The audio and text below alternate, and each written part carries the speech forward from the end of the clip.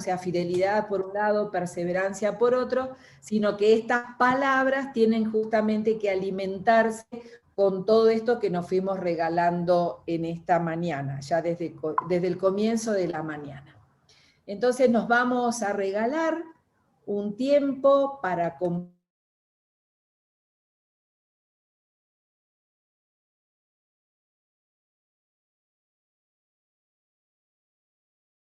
juntos, juntas, reencender el fuego que nos habita. O sea que si se nos está apagando, hay que volver a echarle un poco de vida, abanicarlo para que vuelva a encender, porque este fuego es el que nos mantiene la llama encendida y el que hace que podamos vivir con sentido nuestra propia vocación. ¿Y por qué queremos todo esto? Porque ya es la hora. Lo venimos diciendo casi hace un año, casi 2 años ya más o menos, y recalcando día tras día, toda la vida religiosa continente. Ya es la hora, hermanas, hermanos, no hay otra, es esta la que tenemos en mano, es esta vida que se nos regala, es esta vocación que tenemos que llevarla a la plenitud, pero no una plenitud que se dará en la vida eterna. Entonces ahora sufro, vivo abnegada, austera, para poder gozar allá. No, es en el ya que debo gozar, que debo vivir en plenitud, que debo dar lo mejor de mí, que debo disfrutar, tener placer de vivir con intensidad fiel y perseverantemente mi propia vocación. Palabras que a veces sacamos un poquito de nuestro diccionario porque traemos un bagaje de historias, de, no sé, de modos de vivir formativamente lo que hemos recibido en nuestra vocación y por ahí no somos capaces de permitirlas que entren en nuestro diccionario actual. ¿Qué queremos pedir en esta mañana? Pedir y buscar unidos, así como el inspirar y el expirar. Porque el pedir, vivir con sentido la propia vocación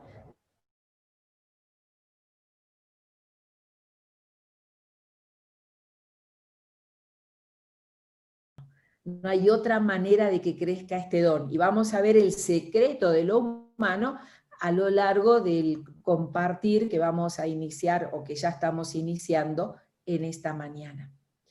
Hermanas y hermanos, nos regala Benjamín, es un tiempo de silencio, servicial y expectante. Y en ese silencio servicial, de movimiento, de salida, de cuestionarnos, de confrontarnos con la realidad, con la historia, es la que nos mantiene expectantes. Entonces, para poder esperar algo más, aparecía la palabra utopía en esa conjugación, y yo decía, realmente qué interesante que es la palabra utopía, porque es eso de lo que todavía no tiene piso, lo que todavía no está, pero lo quiero, y pongo lo mejor de mí para que eso acontezca. Como decía nuestra hermana Mercedes Casas, expresidenta de la CLAR, hagamos que las cosas sucedan.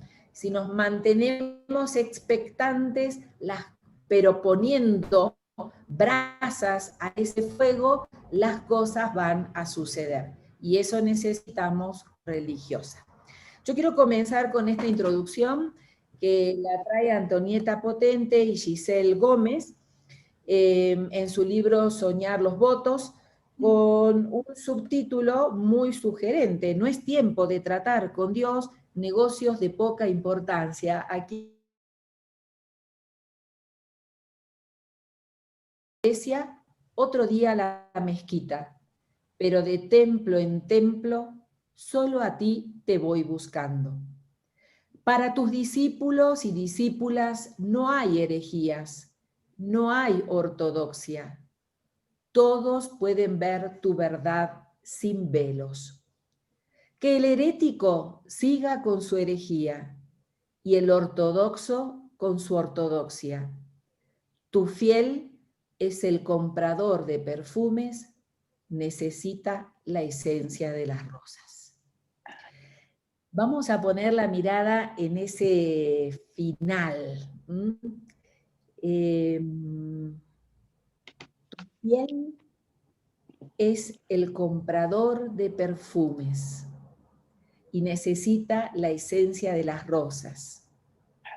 Y mientras esto esté como base, que el herético siga con su herejía y el ortodoxo con su ortodoxia. Solo te voy buscando a ti, Señor.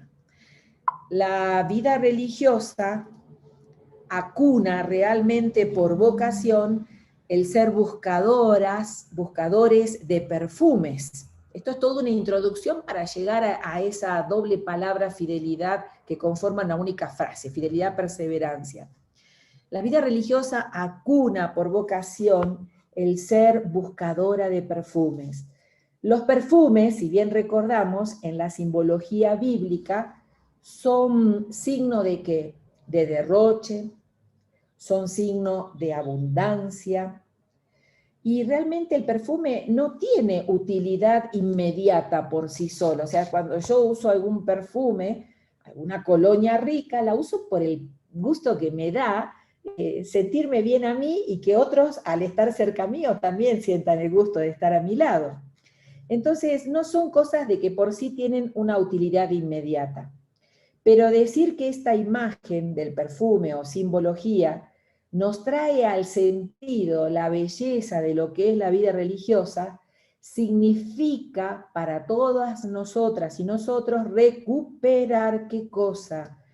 La economía de la gratuidad, esa gratuidad profunda, esa gratuidad que me pone solo en constante búsqueda, que me hace por sobre todo anhelar y buscar al amor que me ha convocado en este camino.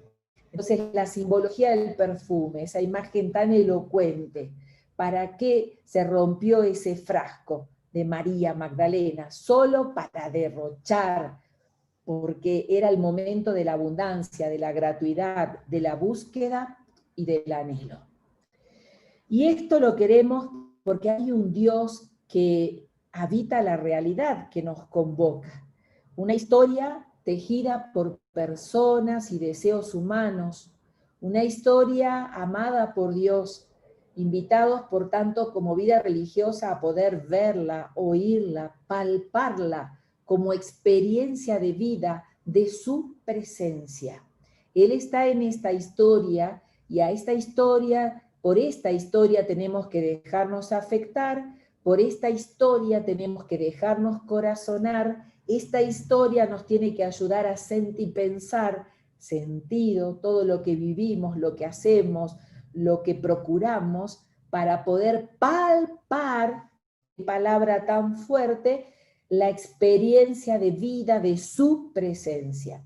En esta historia, en esta y no en otra, solo caminamos buscando.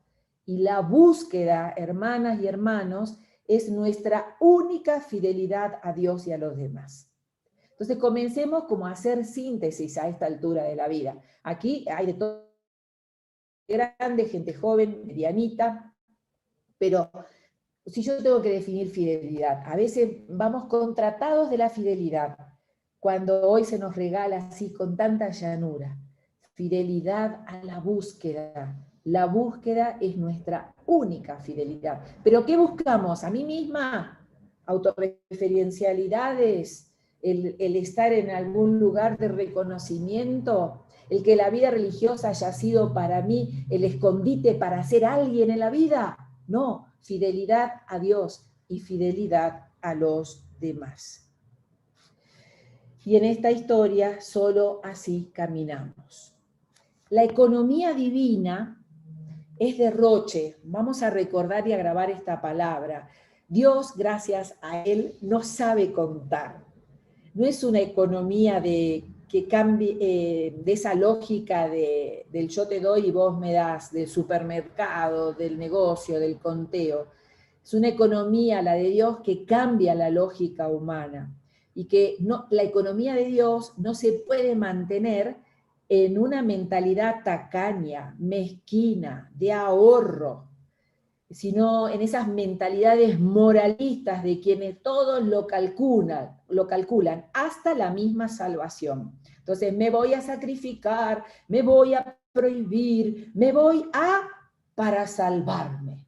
Entonces es hoy donde la salvación acontece, porque Dios ama, abraza y habita la historia. Y esta economía de Dios es la economía del perder tiempo. Miren esta imagen, qué bella, perder tiempo. Es la de meternos en la historia de la humanidad. O Dios mismo se mete, mejor dicho, en la historia de la humanidad para hacerla suya, una historia tan divina y tan humana, y a la que le hemos dado realmente a veces una propaganda no muy buena, ¿no? Y nosotros mismos nos habitan todas esas dualidades, historia profana, historia sagrada. Si estoy en la capilla, estoy rezando, si estoy en la pastoral, estoy callejeando. Entonces, a veces nos vamos escindiendo. Y nuestra vida tiene que ser realmente una vida de síntesis, donde lo tan divino y lo tan humano lo encontremos en la historia, y donde nosotros nos hagamos tan divinos y tan humanos. Pero para poder que esto como que nos habite internamente, hay que aprender, hermanas y hermanos, a perder tiempo.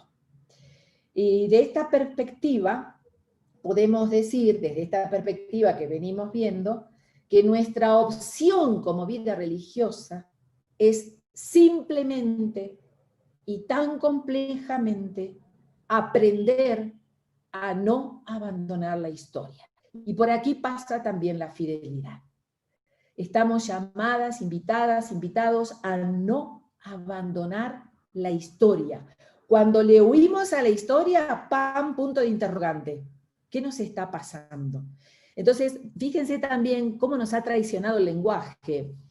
Salí del mundo para entrar al convento. ¿Cómo? ¿Y dónde estás viviendo? Entonces, a veces ese lenguaje ha sido como hasta muy negativo y nos ha dividido internamente. Entonces, lo bueno, lo malo. Y tantas otras cosas que después podríamos sumar un poquito en el conversatorio. No abandonar la historia. Esta economía del Dios de la vida se ensancha y nos ensancha cada vez más. Un Dios que vino para regalarnos, valga la redundancia, el vino, para regalarnos vino a la criatura humana. Un Dios que vive de bodas en bodas, y ese vino nos lo regaló no tanto para quitar la sed, sino para alegrarnos el corazón, para que la fiesta sea fiesta. Esta debe ser una historia de fiesta. Mi vida de consagración debe ser una fiesta. Y no tengamos miedo a decir, vivo en fiesta. A veces parece que como que nos da miedo decir, Daniela, ¿cómo estás? Ay, estoy feliz. Y ya te miran como diciendo, ¿cómo? ¿No sufrís nada? ¿No te pasa nada?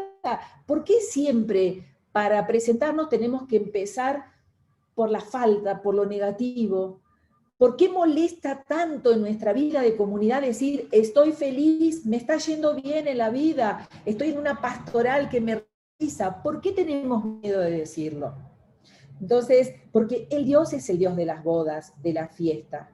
Es la economía de un Dios que nos brinda aceite para que brille nuestro rostro, con una sonrisa, una vida religiosa, como suelo decir en algunos encuentros, que esté sin contracturas, no me sale la palabra, sin contracturas, ¿no?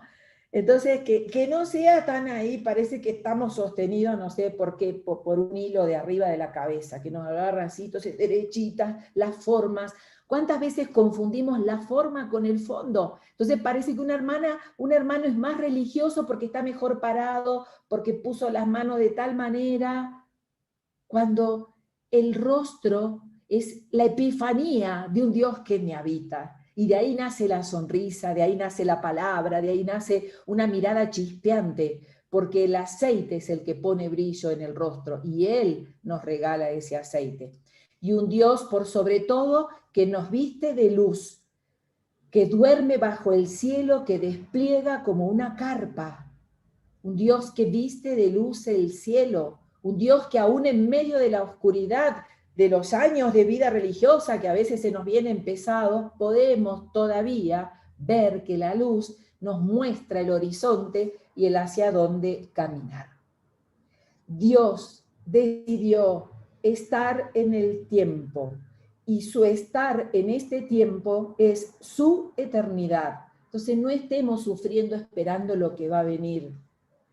Estemos disfrutando de este tiempo, porque Dios lo está en este tiempo, y su estar es eternidad. Entonces la cuestión de Dios no va a ser una cuestión trascendental, sino algo ahistórico. Él es sumamente fiel a este tiempo, y en este tiempo la vida religiosa transita. Y en este tiempo hay que encontrarlo, y en este tiempo tenemos que dejarnos afectar por su presencia. Entonces, hermanas, hermanos, derroche divino como signo de la fidelidad.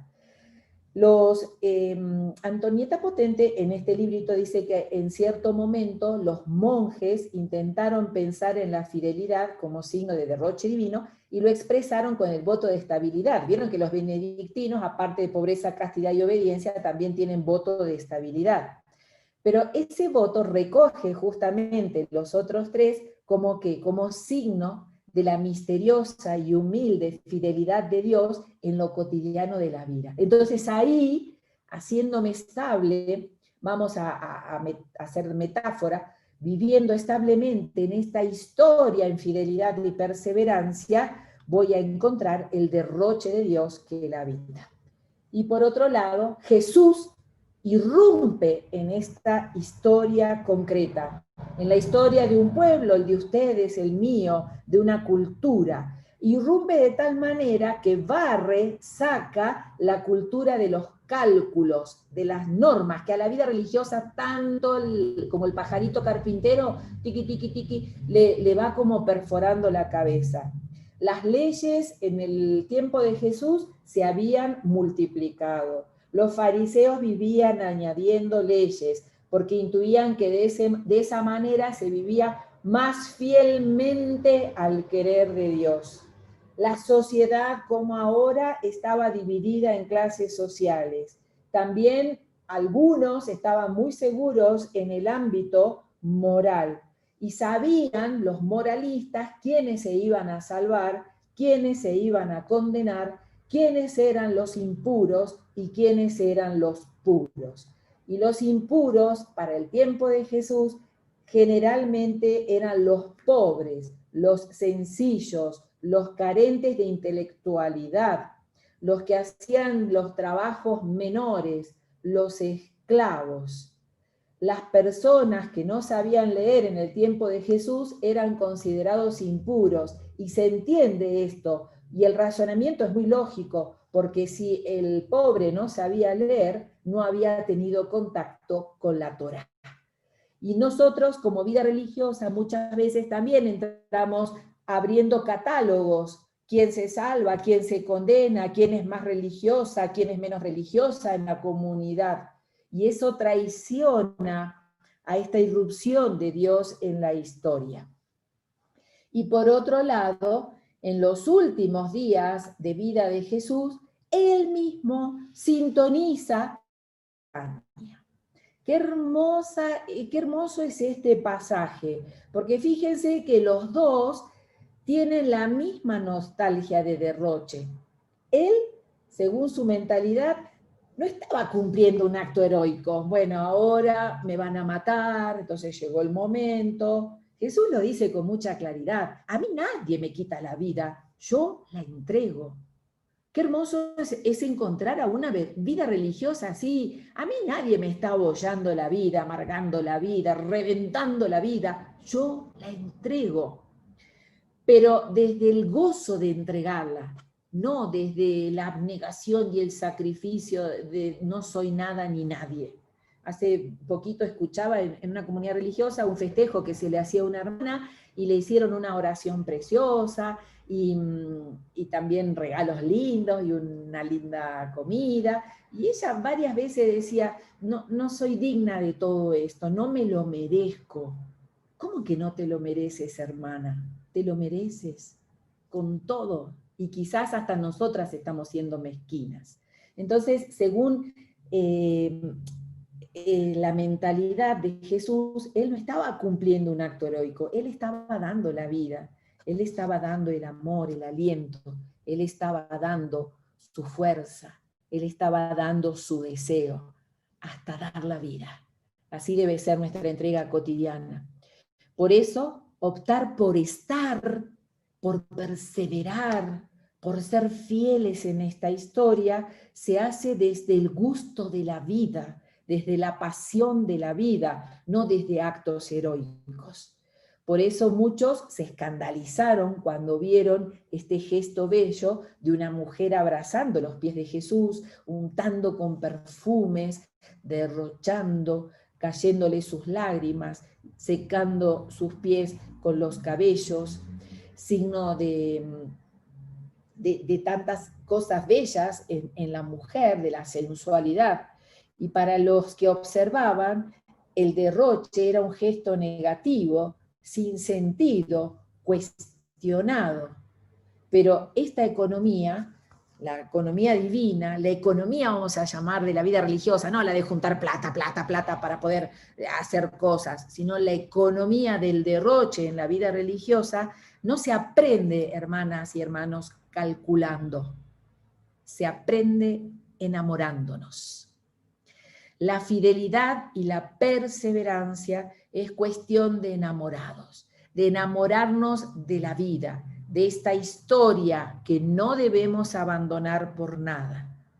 Y por eso, en esta mañana, qué hermoso pasar otra vez por la memoria del corazón las palabras de Pedro Arrupe, sacerdote jesuita. Enamórate. Nada puede importar más que encontrar a Dios. Es decir, enamorarse de Él de una manera definitiva, absoluta. Mira, aquello de lo que te enamoras va a atrapar tu imaginación y va a acabar dejando huella en todo. Será lo que decida qué es lo que te saca de la cama cada mañana, qué haces con tus atardeceres, en qué empleas tus fines de semana, lo que lees, lo que conoces, lo que rompe tu corazón, lo que te sobrecoge de alegría y gratitud.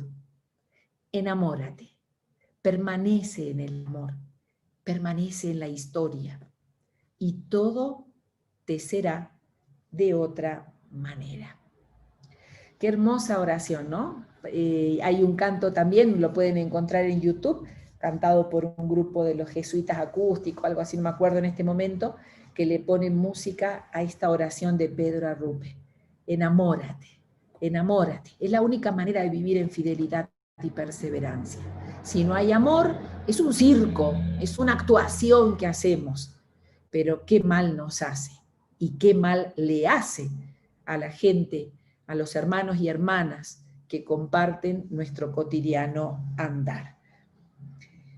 Y con esta introducción que nos pone en sintonía con el derroche y que nos habilitan las palabras de la fidelidad y la perseverancia, yo soy enamorada de este texto y lo descubrí gracias a Antonieta Potente, a esta teóloga italo-boliviana, ¿no? Porque ella presenta esta síntesis tan bellísima, tan acabada. Yo digo, busca, busca, busca, y de repente encuentra algo que le hace un clic en el corazón. Miqueas 6:8. Para mí sintetiza este camino de fidelidad y perseverancia, y lo hace en alegría, porque me saca peso y me pone los pilares necesarios para vivir como consagrada. Ya se te ha dicho, hermana, hermano, lo que quiere el Señor de ti. Ya está, ya se te dijo. Tan solo practicar la justicia, amar con ternura y caminar humildemente con tu Dios. Y hace una relación inmediata diciendo, practicar la justicia, vive pobre, sin propio. Amar con ternura, sé casta, amante de la vida, ama a todos, no excluyas a nadie.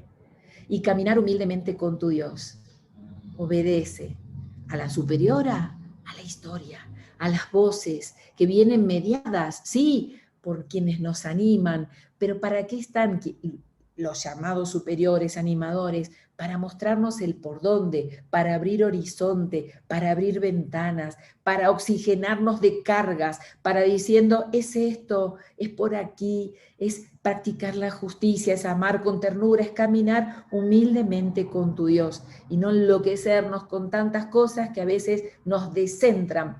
Por eso hoy se insiste tanto, y tiene que ver con esa primera tinaja de vivir con sentido la propia vocación, volver a vertebrarnos, a encontrar el centro, Jesús, su evangelio. No hay otra norma de vida, no hay otra norma de vida. Y esto justamente lo ha vivido, en este caso, Francisco de Asís, ahora que el Papa se inspira tanto, ¿no?, por la persona de Francisco, de allí Laudato Si, ahora Fratelli Tutti, ¿no? En los primeros numerales ya comienza diciendo, este hombre tan sencillo, tan humilde, tan insignificante, anodino, viene a inspirar el magisterio de un papa que viene a ser también nuestro propio magisterio y modo de vivir. Fidelidad y perseverancia, aspectos inseparables de una única actitud espiritual. La perseverancia, nos va a decir las orientaciones, es una cualidad indispensable de la fidelidad. No abandono la historia de la fidelidad. Es una invitación, en definitiva, a despertar la fascinación de la radicalidad evangélica. No hay otra. Y nuestras reglas de vida, nuestras constituciones vienen a plasmar con otras palabras esta radicalidad evangélica a vivir. ¿Qué significa fascinación? Me fui al diccionario. Atracción irresistible que siente una persona por una cosa, por una persona, por alguien, que me atrapa, que me embeleza, que me roba el corazón. No sé si alguna de ustedes han tenido la experiencia, algún enamoramiento previo al ingreso de la vida consagrada, y uno dice, estoy fascinada, me encantó, ¿no? Me encantó esa persona. O también nos podemos fascinar por algo, estoy fascinada por esta película, por este libro. Atrapa el corazón. O sea, siento que me roba, que me impulsa, no que me cierra, que me impulsa, que genera salida, horizonte, búsqueda, anhelos. Traigamos las palabras que vienen acompañándonos desde el inicio de este encuentro. Y Francisco de Asís, en Tomás de Celano, en una de las biografías de Francisco de Asís, cuenta que cierto día este hombrecito leía en la iglesia de San Damián el Evangelio que narra cómo el Señor había enviado a sus discípulos a predicar. Y este hombrecillo, Francisco, estaba allí, pero no entendió, no comprendió. Fíjese que Francisco no era un letrado, entonces no comprendió, se hacía leer el Evangelio, las palabras evangélicas. Y terminada la misa, se dirige al sacerdote y le pide que le explique el Evangelio. Este buen hombre le explica todo ordenadamente, cómo debía ser este andar de los discípulos. Y cuando Francisco escucha y logra dejarse afectar por ese evangelio, lo hace propio, comprende y le empieza a calar hondo esto de no poseer, de no llevar más de lo necesario, es como que tiene un sentimiento interno de saltar de gozo, de llenarse del espíritu y termina exclamando: esto es lo que yo quiero. Esto es lo que yo busco. Esto es lo que en lo más íntimo del corazón anhelo poner en práctica. ¿Qué es lo que este hombrecito deseó, anheló, quiso? Fascinarse de la radicalidad evangélica. Por aquí pasa lo nuestro, hermanas. Volver a cargar de sentido y de pasión, una vida consagrada radicalmente evangélica, que vive a fondo perdido todo este legado que Jesús nos despierta en cada página del Evangelio. Solo así vamos a poder vivir con sentido la propia vocación, no la de la vecina, la del vecino. Y a mirarnos a nosotros, no, mirá aquella, mirá cómo se ríe, qué horrible, qué mal que le queda a la religiosa reírse así. Y vivimos mirando el entorno, pero mirá, se sentó a rezar en el piso, eso no es oración, y vivimos juzgando, cuando la importancia, el eje que sintetiza y unifica nuestro estilo, nuestro estado de vida, es el sentido, lo que habita, lo que le da sentido a la propia vocación. Entonces eso, si vamos poniendo más palabras a esto, empezamos a distendernos. Ay, bueno, qué suerte, respiro un poco más. Entonces, por aquí, esta primera introducción, para ahora focalizar un poco más la mirada en este juego de fidelidad y perseverancia, pero mirándolo desde fidelidad y confianza, el papel que tiene la institución, por cierto, el papel que tiene la vida comunitaria, por cierto, y cómo esta fidelidad y perseverancia, según las orientaciones, es memoria Dei, es una memoria continua del Dios de la vida.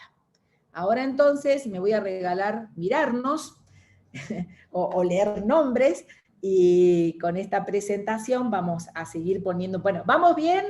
Háganme algún signo, si están dormidas, ¿no?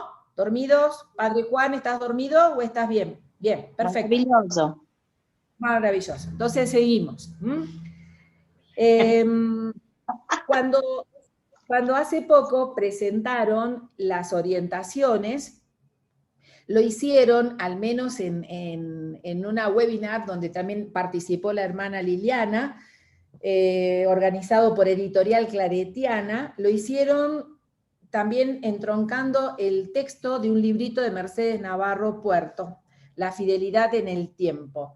Esta teóloga española es muy filosa, o sea que nos cuestiona, pero está bueno eso. A mí me encanta leer gente que me cuestione, porque para leer gente que me diga, ay, qué lindo, qué bien que está, seguí así, yo no quiero, o sea, yo quiero gente que a mí me movilice, ¿no? que me haga recuperar un poco el sentido para vivir cada vez mejor.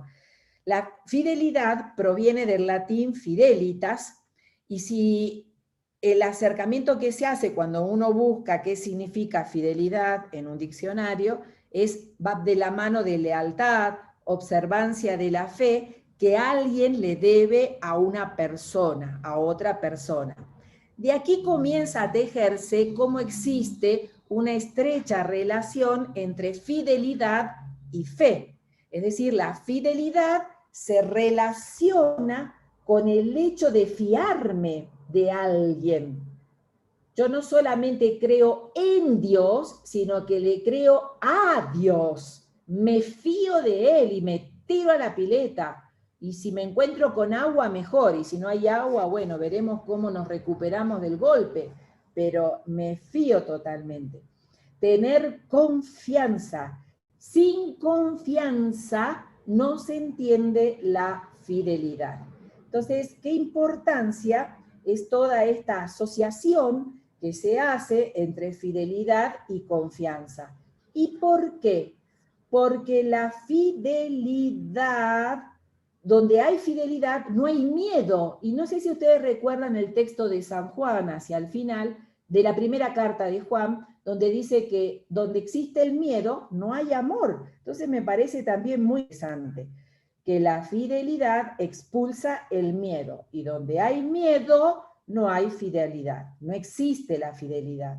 Y eso que ya solemos llamar fidelidad, cuando se vive bajo un régimen de miedo, en vez de fidelidad debería llamarse sometimiento. Entonces, si yo le tengo miedo, disculpen, voy a utilizar los términos clásicos, a la superiora, ya no, ahí hay algo, un punto de interrogante. Entonces, ¿por qué le tengo que obedecer? ¿A la superiora o a quién? Entonces, cuando se vive bajo un régimen de miedo, en realidad es sometimiento. Y no podemos llamar obediencia, puesto que no hay un contexto de libertad. Yo no, si tengo miedo, no tengo capacidad de optar, de discernir, de elegir, de seguir eligiendo. en el miedo hay como una violencia escondida, entonces tenemos que también ponerle mucha palabra a esto, y por cierto que es un tema muy complejo. La sumisión se encuentra muy lejos de la fidelidad, y muchas veces en la vida religiosa solemos confundir la fidelidad con estas respuestas de un sutil, a veces, sometimiento. Y algo más que me parece interesante compartir es cuando se nos dice, vida religiosa, sé fiel a ti misma. ¿A qué fidelidad hablamos? ¿A la fidelidad de caminos angostos, cerrados, que no nos llevan a despertar creativamente un diálogo de nuestros carismas fundacionales con la historia de hoy, a la cual no debemos abandonar? ¿O es hacer lo que hacía la fundadora y el fundador y repetirlo en el tiempo? Llega un momento en el cual nos cuestiona fuertemente, y donde esa matraca que da vuelta en la cabeza, siempre fue así, esto no se puede cambiar, ¿para qué vamos a soñar si después los sueños no llegan a buen puerto? Entonces, digo, ¿de qué fidelidad hablamos? ¿Fidelidad a qué vida religiosa? Debe ser fidelidad a la escucha obediente de cómo Dios nos habla en el hoy, y que viene mediada. Pero justamente nuestros animadores y superiores tienen que mediarnos esa voz de Dios, o sea que ellos deben ser grandes escuchadores de la historia y de la realidad, para escuchar los clamores, esos gritos emergentes que nos hablan dónde tenemos que estar como vida religiosa hoy. Y evitando atrincherarnos en nuestras comunidades, cerrarnos para estar cómodas y cómodos, porque hermanas y hermanos, seamos sinceros, tenemos todo, absolutamente todo, y voy a ser quizás grotesca, hasta dónde caernos muertos, cuando hay gente que quisiera eso tiene. Para mí en este tiempo de pandemia la experiencia visual de lo que aconteció en Ecuador fue muy fuerte. Cuando veíamos gente en la calle envuelta en una bolsa de consorcio de basura, o en una caja de cartón, o en fosas comunes, porque no tenían dónde, o porque este sistema evitó darle una sepultura digna a nuestros muertos. Entonces, hay muchos gritos en esta sociedad, y nosotras tenemos todo. Entonces, ¿cuál es nuestro lugar hoy en la historia para seguir escuchando y para seguir acompañando? Si somos fieles a un pasado inalterable, a un tesoro de museo guardado, y por el solo hecho de mantenerlo, admirarlo e imitarlo a la letra, y no vamos a ser fieles a este Dios que transita esta historia. Como dice John Sobrino, la realidad tiene su propia honradez. Entonces hay que escuchar esa verdad que sale de la realidad para poder dar respuestas. Y yo creo que la vida religiosa del Perú es una vida religiosa muy comprometida con la realidad. Entonces todo esto les tiene que estar resonando como diciendo, qué bien, vamos por buen camino, y tenemos que seguir alimentando todo esto que nos ayuda.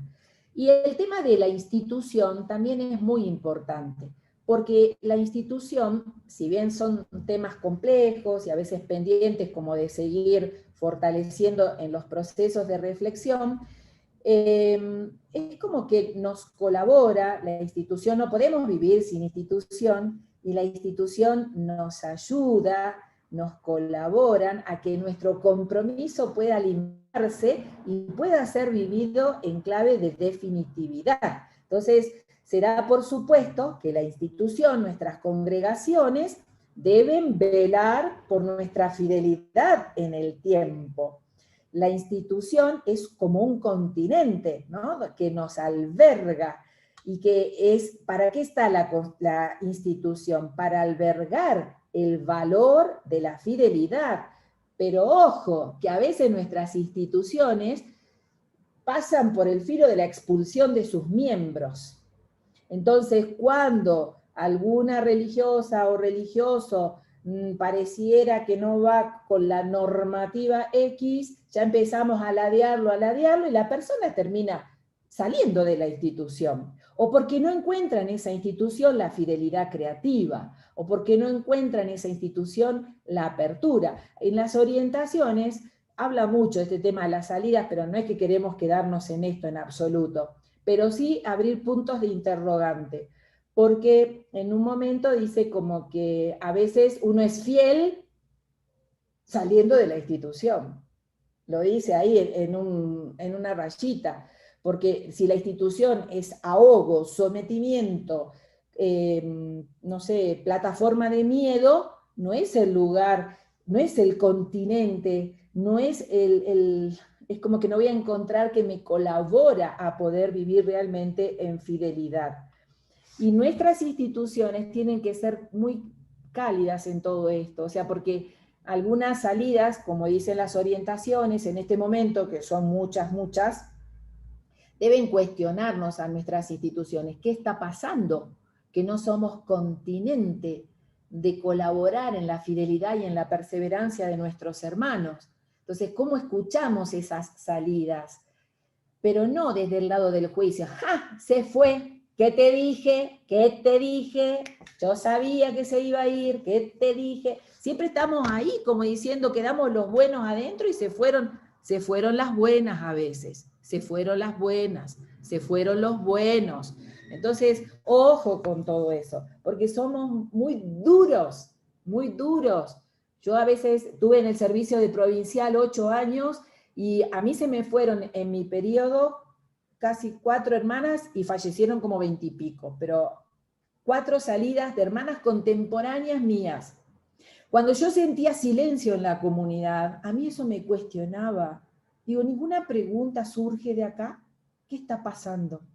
Entonces yo digo, tiene que ser también como una ayuda, nos tiene que ayudar a replantearnos el cómo. La institución debe ser garante de nuestra fidelidad. Y debemos vivir no bajo sospecha, bajo control, bajo vigilancia, bajo desconfianza, sino ayudarnos a que sea una plataforma ágil de vida en nuestras instituciones. Hace mucho, pero muchos años, una exprovincial precedente se reunía en Argentina con otros provinciales, ¿no? Para ayudarse. Yo vivía en la casa con ella, como para ayudarse con todo, ay, mira lo que me pasa, mira. Bueno, entonces estaban ahí, se reunían para darse luces. Y resultó ser que una vez llega a casa y dice, mirá lo que dijeron hoy en el grupo. Dice que uno de los efectos demoledores en la vida de comunidad es el control, el excesivo control. ¿Dónde está? No llegó a comer. ¿Por qué no se sentó en la capilla? Entonces estamos todo el tiempo controlando y controlándonos. Y eso a veces va minando toda esta plataforma ágil de sentido de la consagración. Y en las orientaciones que se nos regala, en este binomio fidelidad y perseverancia y vivido con alegría, porque si vamos a estar, como dice el Papa, en clave de solterones, el mismo Francisco insiste mucho en eso, avinagrados. Entonces, cómo nuestro ser tiene que ser, insisto, epifanía del Dios que realmente nos habita. En estas orientaciones, la fidelidad de Dios hacia cada hombre y hacia cada mujer se manifiesta en la creatividad. Y va a traer 2 textos, uno hace alusión a vida fraterna y otro a la vida fraterna en comunidad. Y cuando las orientaciones hablan de vida consagrada en el numeral 59, va a decir que aquello que se quiere conservar se ha de actualizar continuamente. La perseverancia tiene el efecto de ser actualizada en el tiempo, porque si yo voy a perseverar a ser igual del día en cómo entré, algo también está fallando. Vieron que a veces nos traiciona cuando dice, ay, yo quiero volver al primer amor. Sí, genial, volvamos, pero que sea un amor más maduro, que sea un amor más crecido, que sea un amor que le haya puesto fuego a lo largo del camino. Entonces, algo debe cambiar y algo debe mantenerse, lo dicen las orientaciones. Lo importante que es, Luz, discernir lo que en la perseverancia debe permanecer y por el contrario, lo que debe y puede cambiar. No vamos a ser infieles por cambiar algo. Sí, el discernimiento es la clave de lectura. Ahora, nos movemos a base de antojos y a rey muerto, rey puesto, entonces esta hermana fue creativa, la otra es conservadora, ahí es un vaivén, una montaña rusa que nos termina mareando, ¿no? No sabemos dónde estamos parados. Y haciendo alusión a la instrucción La vida fraterna en comunidad, las orientaciones nos van a decir, la cualidad, atención que este es un temazo, la cualidad de la vida fraterna también incide poderosamente en la perseverancia de cada religioso.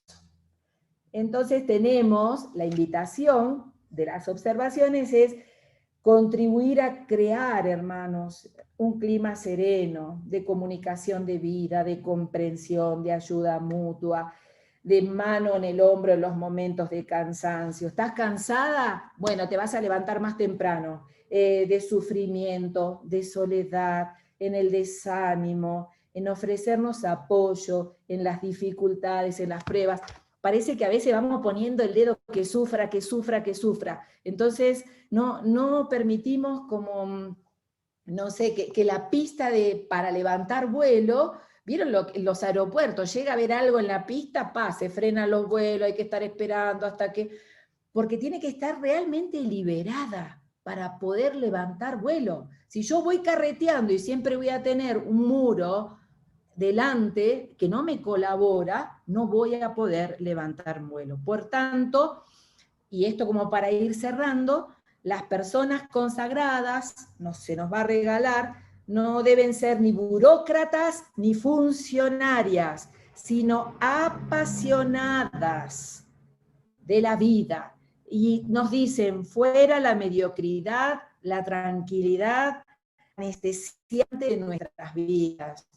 El Papa Francisco habla de cauterización de la conciencia. ¡Ay, por Dios, qué fuerte! Vivimos como anestesiados, cauterizados, una vida religiosa mediocre, a mí no me molesten, yo estoy bien como estoy. Por eso el Papa dice afuera, afuera, en salida, y en la pandemia nos dijo adentro, adentro, a encerrarse, a cuidarse. Una hermana hace poco en un encuentro fraterno de mi comunidad decía, espero si alguna de nosotras estaba cómoda y esta pandemia le ayudó a estar más cómoda, Dios mío, ¿cómo vamos a hacer para movilizarnos? Entonces, ¿cómo hacer dentro de esta situación que nos toca vivir para mantener el corazón en salida, aún dentro de las 4 paredes en las que tenemos que obligadamente estar? Entonces, ¿cómo aprovechar para reflexionar todo esto, para poder darle vuelta a esto que nos acompaña a lo largo de toda la vida? Yo hace poco celebré los 30 años de consagración, y no sé por qué me agarró ese día de andar llorando, porque estaba emocionada. Digo, qué increíble, 30 años, digo, no te puedo creer. Porque uno no se cree que haya pasado tanto. ¿Y cuántas cosas pasaron? Eso que pasó, ¿cómo interfiere hoy en mi fidelidad y perseverancia? Para seguir viviendo bien, para seguir poniéndole fuego. Porque si no, ¿de qué vale, hermanas y hermanos, estar donde estamos? Entonces, creo que es una memoria una memoria de Dios, de lo que Dios obra y actúa en nuestro corazón, vivir la entrega total de cada una de nosotras, nosotros, con inteligencia, con voluntad, con lucidez, con mente y corazón, con firmeza, con dulzura, así como lo vivía nuestro hermano Francisco de Asís. Y que este encuentro con el Dios de la vida, fiel a esta historia, nos haga vivir en plenitud. Bien, de esto se trata. Vivir en este camino y ayudarnos mucho. Yo soy una convencida que hoy en la chique que tenemos, de nuestras congregaciones, en vez de estar llorando, ay, qué poca que somos, ya no entra nadie, qué horrible, o esas frases espantosas, la última apague la luz, ¿qué va a ser de nosotras? Y peor cuando uno escucha, ¿y a mí quién me va a cuidar? Ay, Dios mío. Entonces, en vez de estar llorando, unámonos, trabajemos en red, hagamos real la clave inter, ayudémonos. ¿Qué importa que vos seas franciscana, la otra salesiana, la otra de cruzada de la iglesia? Vamos a unirnos, vamos a fortalecer nuestro camino, y creo que por ahí va. Bien, hasta aquí, y ahora sí abrimos, no sé, hermana, cómo sigue esto en cuanto al conversatorio, a emociones, a, qué sé yo, cositas que estén dando vuelta en el corazón y querramos decirlas. Tenemos unos 20 minutos más o menos. Sí. Porque después en otra actividad las tengo que abandonar. Muchísimas gracias, Daniela, por esta gran despertar que nos has hecho a la vida religiosa. A aterrizar y a ponernos las pilas, como decimos, porque nuestra vida vale por lo que es, no por lo que hacemos, por lo que es. Gracias por eso, y bueno, ahora para despertar y suscitar más eso que nos dice el corazón frente a estas interpelaciones que de verdad nos han llegado al corazón, vamos a ir 5 minutos por triduos para poder como cuchichear qué nos ha resonado. Y volvemos en esos 5 minutos con las preguntas que queremos hacerte o comentarios para iniciar el conversatorio. Entonces, va a llegarles un pequeño link. Daniel está esperando. ¿Qué preguntas, inquietudes, comentarios? El padre Carlos, Juan Carlos, muy bien. Levanten la manito y comenzamos con el padre Juan Carlos, a ver. Tiene la palabra, padre Juan Carlos. Prenda su micro, padre. Ya, tu ahora micrófono. Sí. Gracias, Daniela. A mí me ha hecho pensar bastante lo que has dicho, ¿no? Situaciones muy parecidas que estamos viviendo en estas circunstancias. Y yo veía dos cositas fundamentales que se notan en el ambiente de la vida religiosa bastante fuerte. El control, como decías tú, pero no un control sobre la vida religiosa, sino un control más sobre qué gastas, qué no gastas, que esto, que fíjate, hasta un céntimo se quiere controlar ahora. Y eso genera presión, porque dice, muchos podemos decir, bueno, que no confían en mí, ¿cómo es eso? Y la otra cosa que me ha hecho pensar lo que has dicho es la formación. En mi época nos formaban para ser religiosos. Los títulos, los grados académicos eran una añadidura para nosotros. Ahora la formación me estoy dando cuenta y da la sensación de que se forma para que tengas títulos. Y la vida religiosa es una añadidura de tus títulos. Entonces, desde que entras estás pensando, voy a sacarte título, este título, este título, este título. No estás pensando, voy a ser religioso. Entonces, esas dos cositas siempre están en el ambiente que creo que necesitamos, como decía el Papa la vez pasada, cambiar de dirección, porque las cosas son añadiduras. Lo importante, como decías, es la vida religiosa, la manera como la vivo, eso es lo fundamental. El resto son añadiduras, son interesantes, son buenas, son útiles, pero son añadiduras nada más. Eso es lo que me has hecho pensar con tus palabras, Danielita, y muchas gracias por estar con nosotros. Gracias, Juan Carlos. En todo caso, hay otras percepciones y después hago una síntesis. Podríamos hacer unas 3 preguntas y ahí respondes en bloque. ¿Alguna otra pregunta Bien, más? ¿Sí? O sumar inquietudes de ustedes. Ajá. Ahí hay una manito levantada. A ver, muy bien. Buenos días, hermanas y hermanos. Hola. Sí. Bueno, en mi grupo nosotros hemos compartido, porque fuimos 2 mujeres y un hermano, los alegre, lo con esperanza que nos encontramos, porque todas las palabras que emana Daniela, sobre todo con la manera de su gesto, su presencia, es bastante impulsador, esperanzador de poder seguir dando pasos en nuestra vida religiosa. Y lo que sí nos gustaría tal vez un poco más ahondar para poder caer en cuenta y discernir mejor en cuanto cuando quiere hacer una vida religiosa burocrática y funcionaria. Puede ser que en el mismo contexto de la realidad de nuestras congregaciones, de las hermanas, más asumiendo tareas 2, 3, 4, como ya, como que vamos terminando siendo tal vez funcionarias. Y entonces compartíamos en nuestro grupo un poco más para poder ahondar en estos dos puntos y desde ahí para que también nos puedan ayudar a discernir, ¿no? De cómo es que lo estamos desenvolviéndonos como religiosas. De repente ya estamos en uno de estas maneras de ser y menos siendo apasionadas por lo que hemos elegido o por una respuesta, mejor dicho, al llamado que Dios nos ha dado. Y eso queríamos para poder un poco ampliar.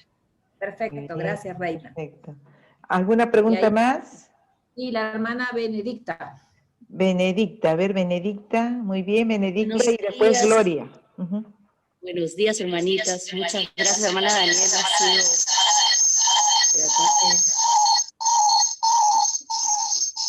Su micro, hermana, su micro. No, sí, es que estamos acá, disculpen, estamos acá con hermana Elisa, entonces las dos con el celular.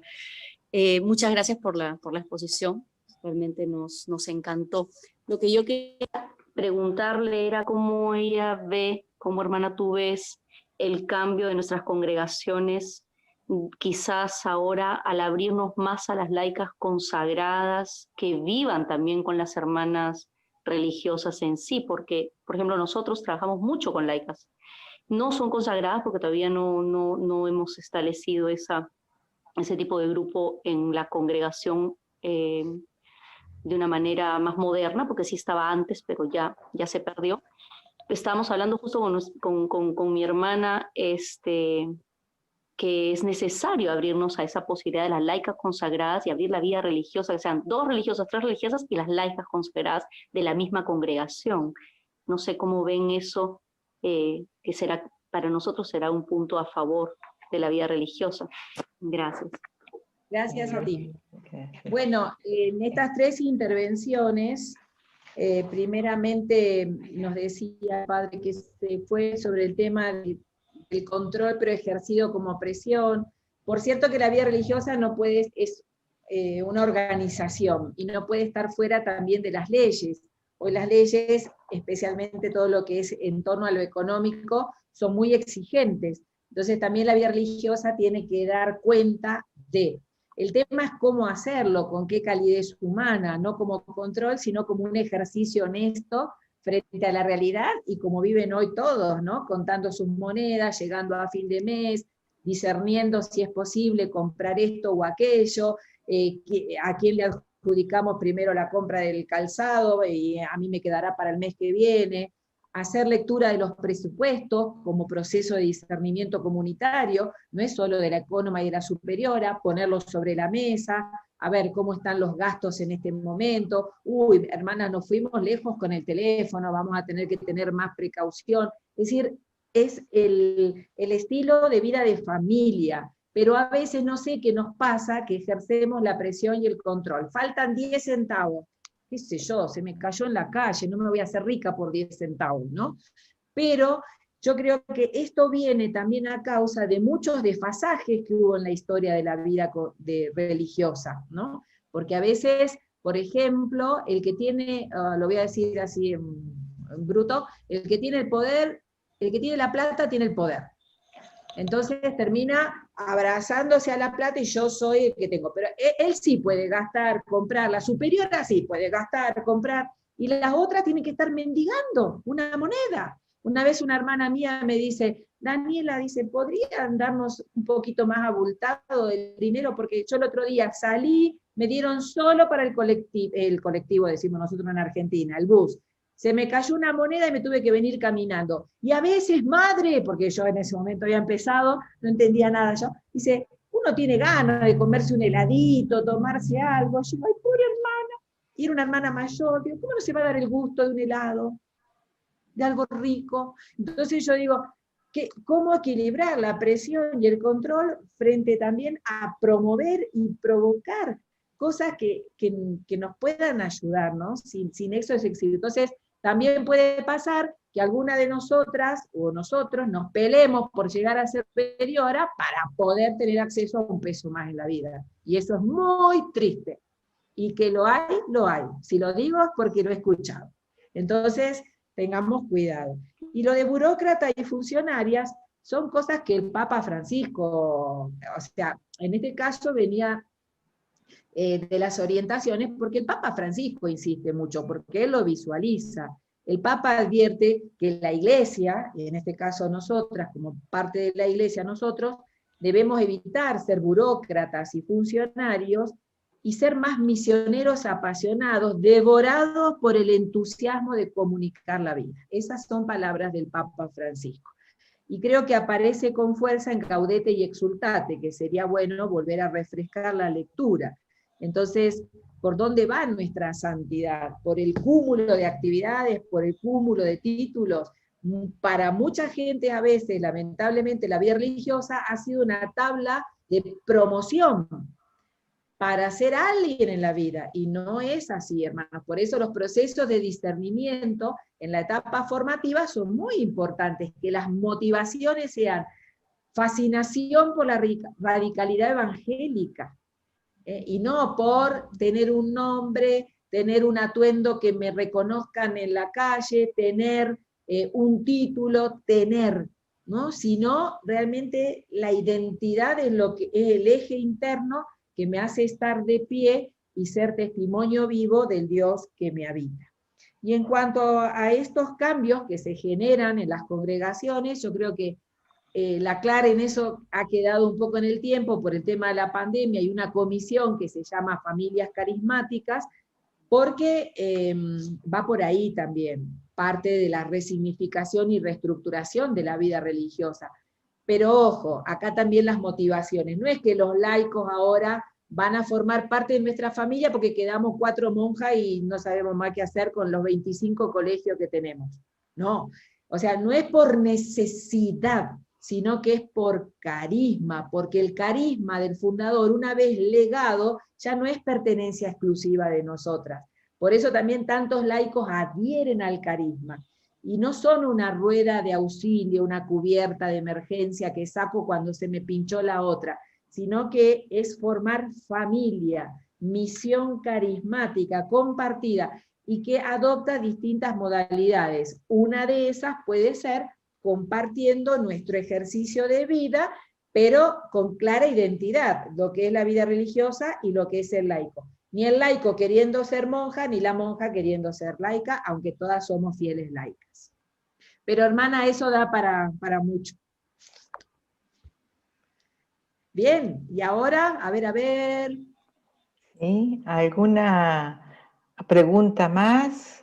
¿Alguna? Creo que había una hermana. Hermana, no pregunta. Hermana Sí, Daniela.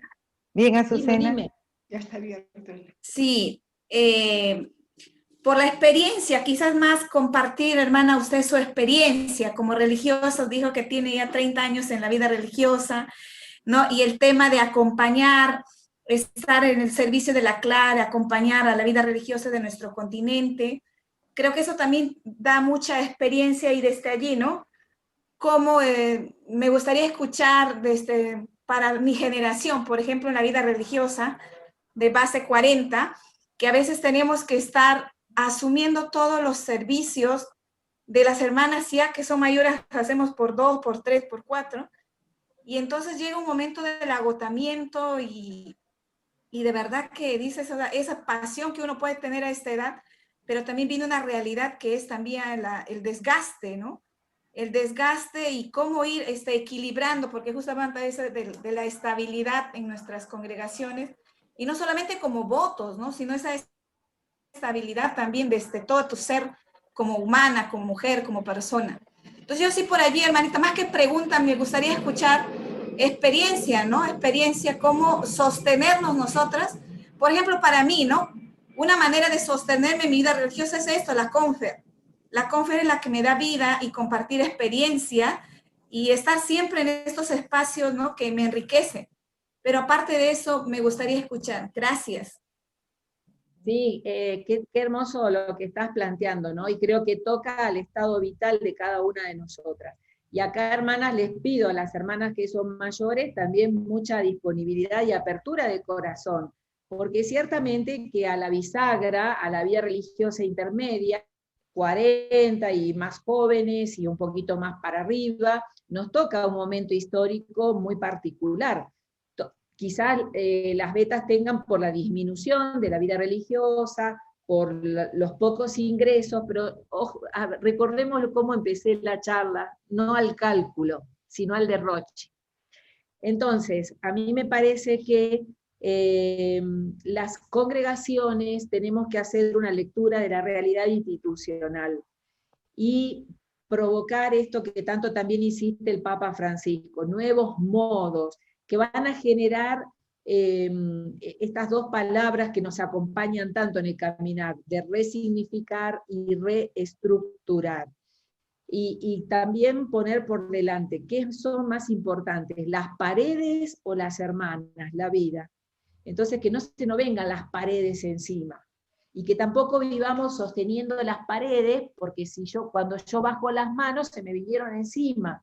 Entonces, si yo sostengo las paredes, no me puedo pensar en otra cosa, en otro servicio. Y es muy desgastante. Hoy también los psicólogos hablan del síndrome del quemado y demás, como que asumimos muchas cosas y tenemos que ver si todo eso hoy puede seguir siendo sostenido, viable en el tiempo. Entonces son cuestionamientos que cada congregación debe hacer hacia adentro. Mirar su número de hermanas, sus obras, la conjugación con la vida laical, pero no, vengan a ayudarme porque ya no puedo, sino es una renovación muy profunda, muy de eje, y no toda la vida consagrada se anima a eso, porque toca muchas cosas, toca la historia, toca, qué sé yo, tanta memoria de vida, pero bueno, estamos en un momento muy crucial, o nos replanteamos, o vamos, no sé, a morir aplastada por las ruinas, entonces es fuerte lo que digo. Pero creo que es necesario y no tener miedo. Por otro lado, uno puede discernir, replantearse las cosas y después si en ese discernimiento ve que no es factible, ahí va, lo deja ahí en stand-by, pero al menos animarse a poner palabras. ¿Cómo estamos viviendo? ¿Y qué podemos? Y escucharnos. Yo creo que es muy mío, de la Clar, es de Daniela. La vida consagrada está muy sumergida en silencio, es decir, le cuesta poner palabra a cada uno de nosotros que estamos aquí, lo que vivimos, lo que experimentamos, lo que sentimos. Entonces a veces no encontramos en nuestras comunidades ese espacio para poder decir, hermana, yo me siento muy cansada. No, la vida religiosa se hizo para trabajar, trabaje, pero hay que escuchar esa voz, ¿no?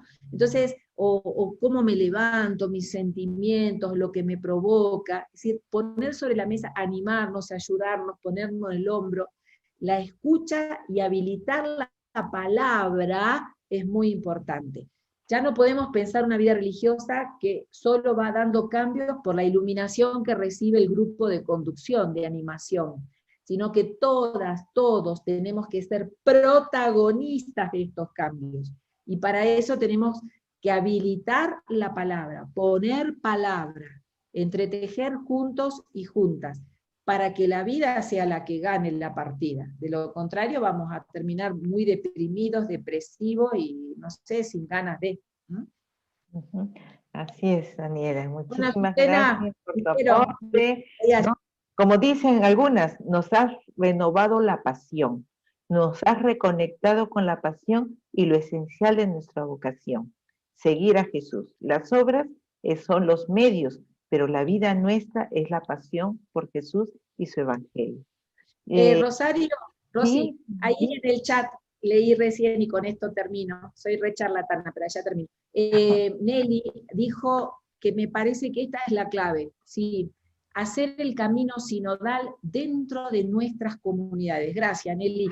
Esa es la clave. Y hoy, si ustedes ven por todas las redes, todas las reflexiones que se hacen, tanto desde la CLAR como los teólogos de la CLAR y otros ámbitos de la Iglesia, la sinodalidad es como la llave de acceso a este nuevo modo de ser vida consagrada. Y no es una palabra de moda, ay, seamos sinodales, cállate que ahora hablo yo. No, no es ahora una palabra de moda, sino que es cargar de sentido también las palabras nuevas que son tan antiguas, porque es constitutiva de la Iglesia, para poder darle nuevo sentido. ¿Qué significa ser sinodal? Leamos, hagámonos ayudar, llamemos a alguien que nos ilumine, y empecé a ver cómo entretejer la sinodalidad, no sé dónde, en nuestra comunidad local, primer laboratorio, primer ensayo, y con esto termino, pirámide invertida, la voz de todas, hasta de la novicia, la última, ay, le falta experiencia a esa chica, no, que no hable todavía, es más, no sé, hay que enseñarle a rezar, ¿cómo? ¿No entró sabiendo rezar? Orar, encontrarse con Dios, lo que habrá que enseñarle según nuestros parámetros es laude, vísperas, todo lo otro, pero y todo lo que trae como bagaje de su encuentro con la persona de Jesucristo. Entonces, escuchar a todos e ir haciendo este proceso, hasta tener claridad en el proceso de discernimiento, y la toma de decisiones sí vienen de nuestros referentes, a quienes nosotros elegimos que estén ahí para que nos abran camino. No para, soy la superiora, para que abran camino. Entonces, cuando nuestras autoridades no abren camino, tenemos todo el derecho de pedir, porque ahí nosotros los pusimos ahí para eso. Entonces creo que es muy importante seguir como dando todo esto, y callo. Adiós y muchas gracias por todo. Muchísimas gracias a ti, Daniela, por darle tu tiempo, por estar con nosotros. Daniela. Muchas gracias, Daniela. Espero no haber escandalizado a nadie. Ajá. A ver, manita arriba, todos, manita arriba, usemos manita arriba. Muy bien. Gracias, Daniela. Gracias. Que Dios les bendiga y sean muy felices todas y todos. Y adelante. Bien. Así que a caminar juntos. Gracias por todo. Y por mí en la Eucaristía.